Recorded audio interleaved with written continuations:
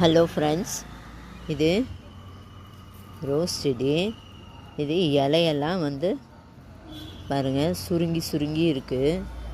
இது பூச்சித்தாக்கல் வரப்போகுது போல இருக்குது. அதனால் நாம் இதுக்கு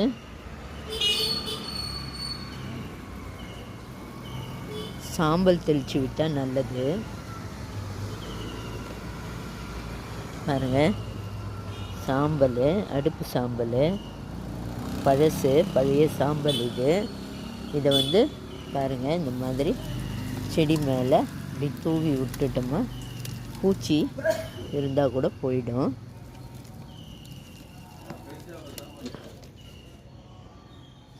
பாருங்கள், இலையெல்லாம் சுருங்கின மாதிரி இருக்குது.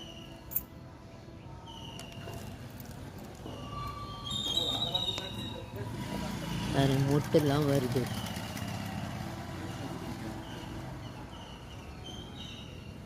ஓகே ஃப்ரெண்ட்ஸ், நீங்களும் உங்கள் வீட்டில் ரோஸ் செடி இருந்தால், பூச்சி தாக்கல் இருந்தால் இந்த மாதிரி சாம்பல் தெளிங்க.